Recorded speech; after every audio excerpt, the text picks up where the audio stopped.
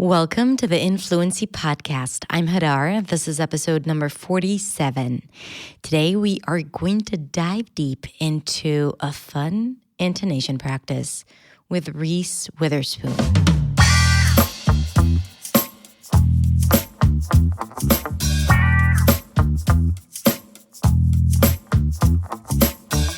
Hey, how are you doing? I hope you are well. Thank you so much for tuning in for another episode of the Influency Podcast. And today we are going to do one of my favorite things to do in the whole world, which is to dissect and dismantle a speech. And the reason why I love doing that is because you get to understand so much about the language and about your native language when you really listen closely to how people talk and what they choose to stress and how they do it and how they build up that tension that we love so much when listening to people speak, and how they pause and where they pause and how long the pause is. Now, these things, we don't usually pay attention to them. We just listen to people and we're like, ooh, I like them, or I don't like them. Ooh, they get me to listen, or they make me feel so bored. What is it about people that makes them these engaging, interesting people? What makes a speech good? What gets you to listen? What persuades you? I mean, these are questions that you need to ask yourself if you want to become a better speaker. Because to become a better speaker, it's not enough to learn techniques and just practice. You really need to understand what it is that you like about other people. And it's not just this general, ooh, she's good, or ooh, he's amazing. But it's the specifics that you pay attention to that changes the entire picture about how you perceive public speaking and how you speak in public. And public speaking is not just giving a TED Talk, okay? It's speaking up at work. It's talking to a group of kids in school. That's public speaking. We want to be engaging speakers everywhere, because when we are, then it makes us feel worthwhile. This is why we're here on this planet, if I may get a little spiritual here. I mean, that's our purpose here, not to make money or to be published, but to influence people on a daily basis with our words and compassion and emotions. That we need our voice to express those. And if we don't know how to use our voice to express that, then we are really stealing from the experience of other people, of us, if that makes sense. Anyway, so what I love doing, and I used to do that in school when I was in acting school, which significantly influenced how my English is today. The stuff that I did back then was so useful and powerful that I carry it with me till today. And this is why I love doing it in my courses and lessons and videos, because I know that sometimes that's how you get things. And that's what I'm going to do today. So today I'm sharing with you the audio of a video episode where I took Reese Witherspoon's speech in Glamour's Woman of the Year award ceremony, and I broke it down, mainly in terms of rhythm and intonation. Now, to make it easier on you, I created a script, like a visual script, where all my notes are there with intonation patterns and the reduced words, the stressed words. So I kind of like visually wrote it for you to understand what it is that I'm talking about. So go download the script to make this work more powerful. So the link is in the show notes. Go get it, and let's listen to the speech analysis.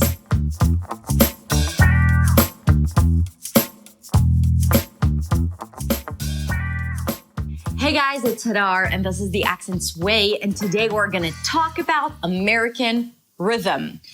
We already said that American rhythm is derived from the content, which means words that are stressed are usually longer and higher in pitch. For example, content words like verbs, nouns, adjectives, and adverbs, in comparison to words that are less stressed, that are shorter and lower in pitch and softer. And these are function words like on and at, could, would, should, am, is, are, for, of, this, Now, if in your language you have specific stress patterns, meaning maybe you stress every other word, or maybe you only stress things at the beginning and drop at the end, this is a challenge for you. And this is why you need to change your mindset and start recognizing the words that you want to stress, and these are the words that you want to go for. And by go for, I mean prolong the main vowel in them and raise the pitch for them.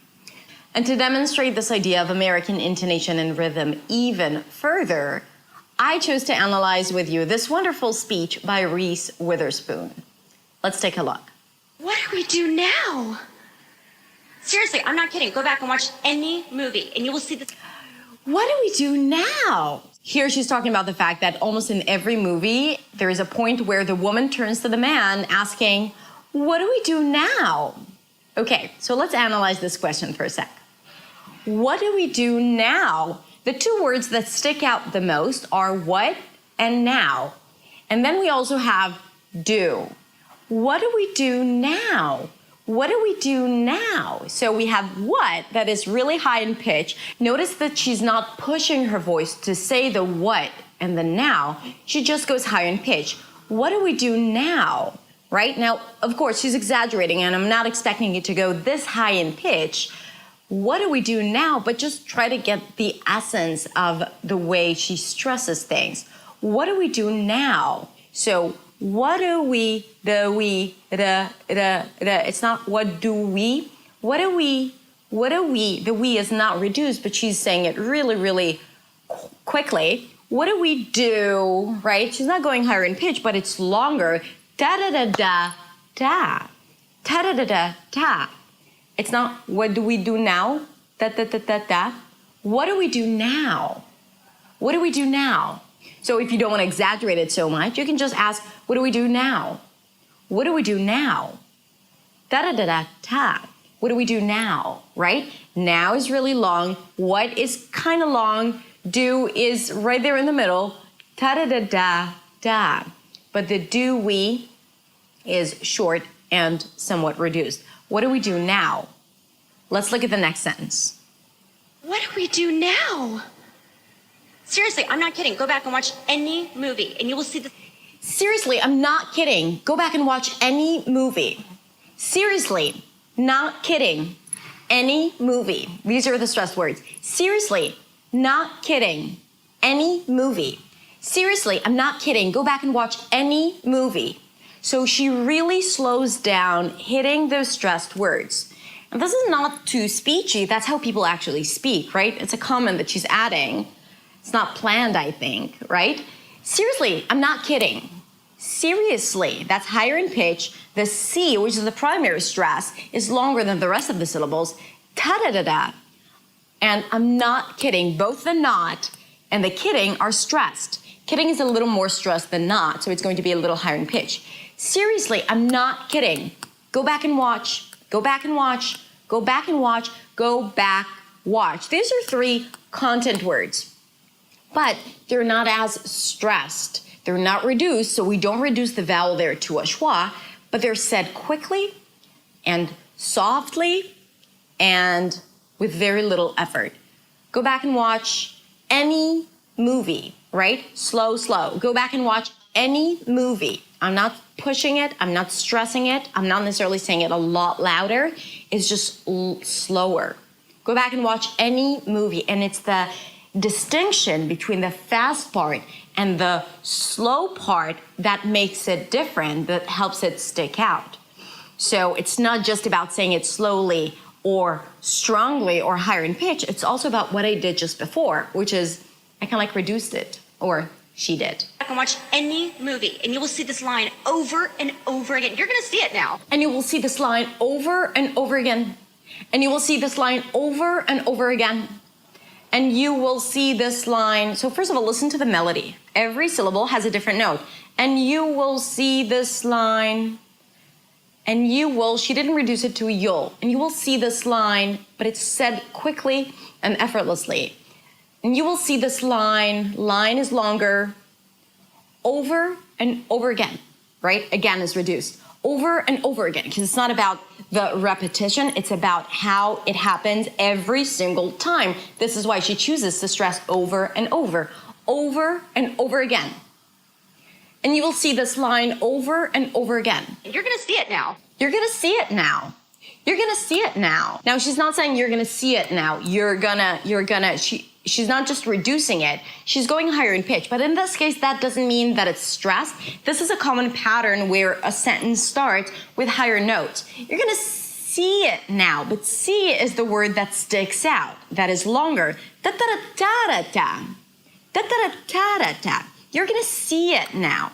You're gonna see it now. See it, it's reduced, right? It's not see it, see it. You're gonna see it now. You're gonna see it now. I'm always playing with my head voice and my chest voice. I'm going up. I'm not pushing my voice. You're gonna see it now, right? I'm not using more energy to stress. I'm just raising my pitch slightly. And if you're not comfortable with going really high in pitch, because you go really high in pitch when you really want to stress something, you can go a little lower in pitch, or you can just prolong the word. You're gonna see it now. You're gonna see it now, and that's also okay. But it is different than you are going to see it now. You are going to see it now, or you're gonna see it now, right? You're gonna see it now. That's the rhythm, that's the melody, and that's the feel of American English. Let's skip to the end of the speech. Ladies and gentlemen, I think we are in a cultural crisis. Ladies and gentlemen, I think we are in a cultural crisis. Now, again, look at this constant distinction between the fast and the slow, the reduced and the stressed. Ladies and gentlemen, right, that's not that important. Obviously, she's talking to the ladies and the gentlemen in the audience. Ladies and gentlemen, I think we are. Think is stress, it's a little longer. I is a bit more reduced.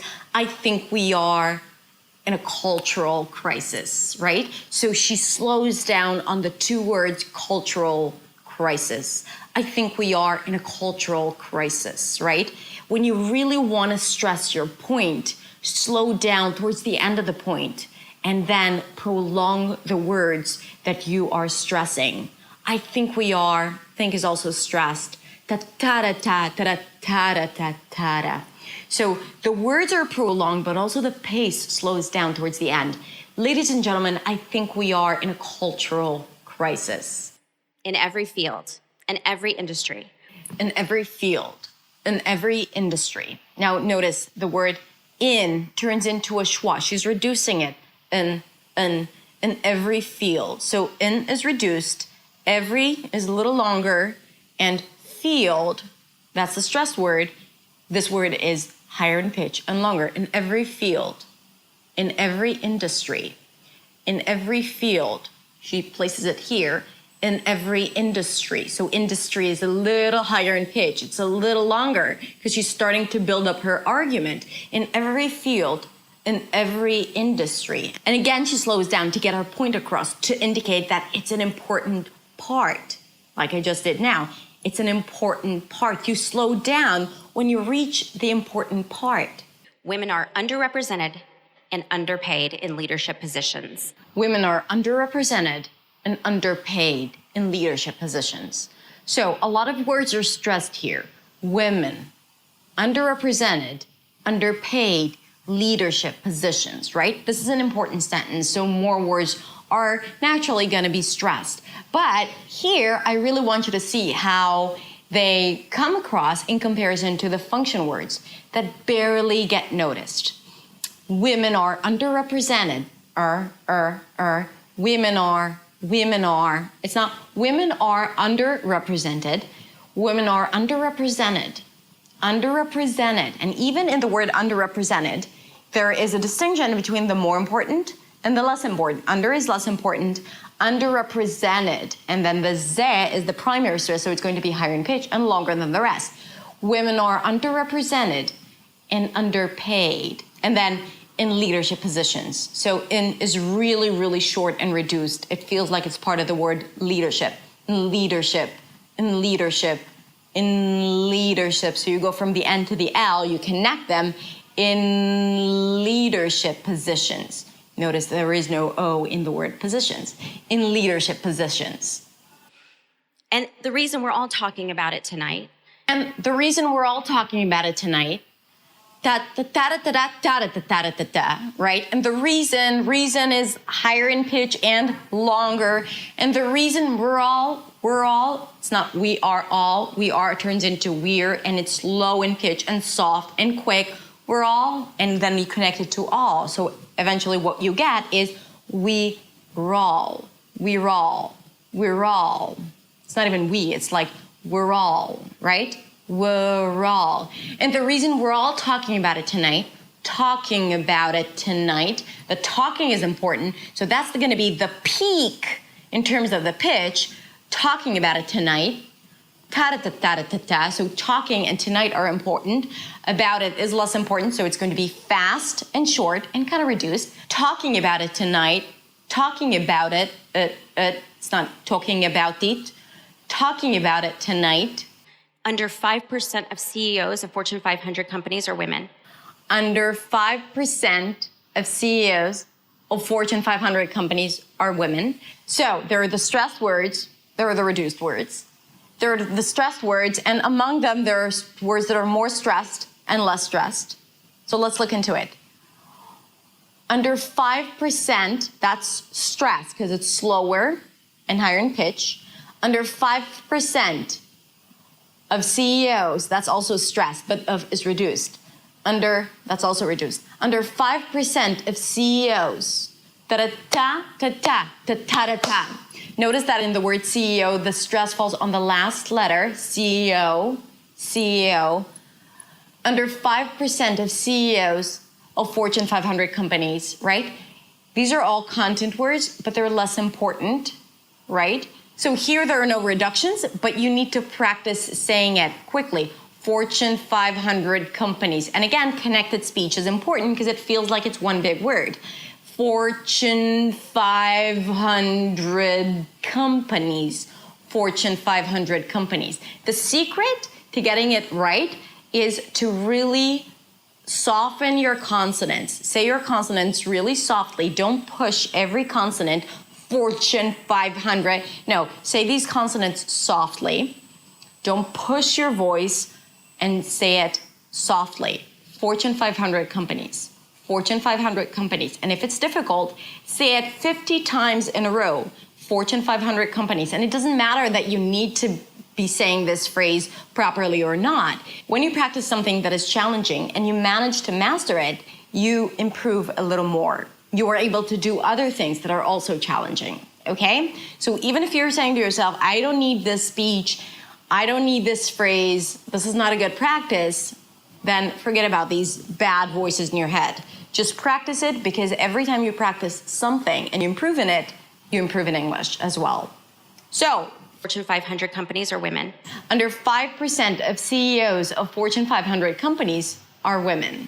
So it's not are women, it's not super stressed, okay? That's how she manages to get to her point nicely.